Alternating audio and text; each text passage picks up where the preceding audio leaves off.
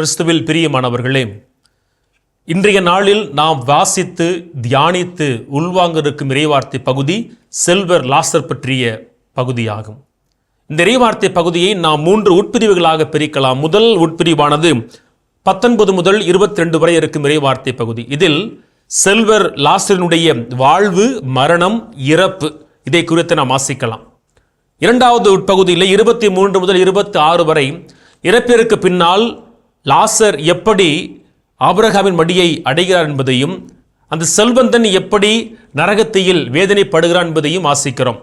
மூன்றாவது பகுதி 27 முதல் 31 வரை தான் அனுபவிக்கும் வேதனையை தன் குடும்பத்தார் அனுபவிக்காதிருக்கும்படி அந்த செல்வந்தன் ஆபிரகாமிடத்தில் கேட்கிறான்.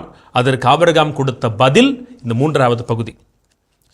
இந்த பகுதியில் நாம் 2 கேள்விகளை கேட்க வேண்டும். இந்த செல்வந்தன் செய்த குற்றம் என்ன? லாசர் செய்த புண்ணியம் என்ன? நரகத்தில் வேதனைப்படும்படியாக செல்வந்தன் செய்த பாவம் என்ன? ஆபிரகாமின் மடியை அடையும்படியாக அந்த ஏழை லாசர் செய்த நன்மையான காரியங்கள் என்ன என்பதுதான். இதில் முதல் கேள்விக்கு பதில் தேடலாம். நற்செய்தி பகுதியில் இந்த செல்வந்தன் அந்த ஏழையினுடைய ஏழ்மைக்கும் உடல் அழிவிற்கும் காரணம் என எங்குமே பதிவிடவில்லை. ஆனால் இந்த செல்வந்தர் நினைத்திருந்தால் அந்த ஏழையினுடைய ஏழ்மையை போக்கியிருக்க முடியும். அந்த உடல் நலத்தை மீண்டுமாய் மீட்டு கொடுத்திருக்க முடியும்.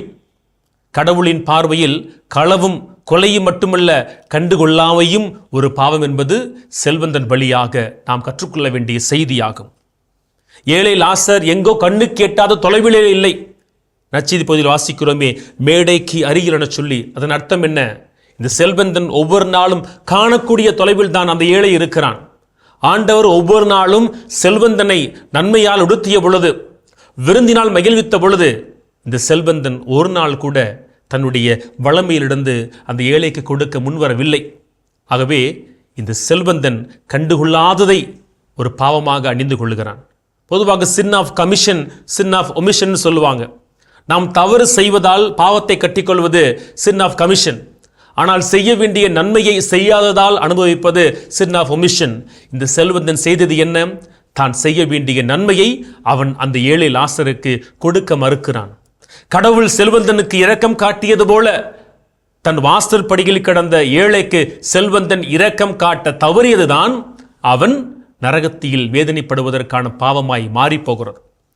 அவன் ஆபிரகாமிடத்தில் பரிந்து பேசுகிறானே, என் வேதனையை என் வீட்டார் அனுபவிக்காதிருக்கும்படியாக என்னை அனுப்புங்கன்னு சொல்லி. அப்ப அவர் சொன்ன பதில் என்ன? அவர்களுக்கு மோசேயும் இறைவாக்கினரும் இருக்கிறார்கள். மோசேயும் இறைவாக்கினர்களும். ஆமாம் நண்பர்கள், இணைச்சட்டம் 15:7 முதல் 8 வாசிக்கிறோமே, உன் கடவுளாகிய ஆண்டவர் உனக்கு கொடுக்கும் நாட்டில் உள்ள எந்த நகரிலாவது உன் சகோதரன் ஒருவன் வறியவனாயிருந்தால் உன் வறிய சகோதரன் மட்டில் உன் உள்ளத்தை கடினப்படுத்தாதே, உன் கையை மூடிக்கொள்ளாதே, மாறாக அவனுக்கு உன் கரங்களை தாராளமாய் திறந்து விடு என வாசிக்கிறோம். இந்த செல்வந்தனுக்கு இந்த சட்டம் தெரியும்.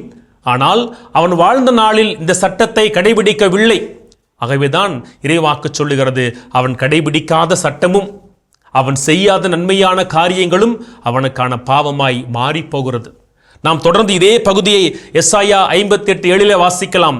பசித்தோருக்கு நீ உணவளி. இந்த கட்டளையும் அந்த செல்வந்தன் செய்ய தவறுகிறான். ஆகவே இனி இவன் இறங்கி வந்து தன் குடும்பத்தாரை காப்பாற்ற வேண்டும் என தேவையில்லை. ஏற்கனவே அவர்களை வழிநடத்துவதற்காய் மோசேயும் அவர் வழியாய் இறைவாக்குகளும் கொடுக்கப்பட்டிருக்கிறது. நீ அறிந்திருக்கிற சட்டங்களை கடைபிடிக்க வேண்டும் என்பதுதான் செல்வந்தன் வழியாக நாம் கற்றுக்கொள்ள வேண்டிய செய்தி. இறைவன் நம்மை ஒவ்வொரு நாளும் நன்மையால் உடுத்துகிற பொழுது நம் கண்களுக்கு முன்னால் இருக்கிற ஏழைகளை, வறியவரை நாம் தாங்கி பிடிக்க வேண்டும் என்பதுதான். அப்படி தாங்கி பிடிக்காததும் கூட சின் ஆஃப் ஒமிஷன் என்கிற வகையில் நாம் செய்ய தவறிய நன்மைகளாய் பாவங்களாய் நம் கணக்கில் வந்து சேரும். இதுதான் முதல் வினாவிற்கான விடை. அவன் செய்ய வேண்டிய நன்மைகளை செய்யவில்லை, அது அவனுக்கு பாவமாய் மாறியது. இரண்டாவது பார்க்கிறோமே, ஏழை லாசர் எப்படி விண்ணகத்திற்குள் நுழைந்தார்? ஏழையாய் பிறப்பதும் வேதனைப்படுவதுமே விண்ணகத்திற்குள் நுழைவதற்கான ஒரு சாவியாய் மாறிவிடுமா? இல்லை. அவன் தான் அனுபவித்த வேதனையில் எப்படி வாழ்ந்தான் என்பது முக்கியம்.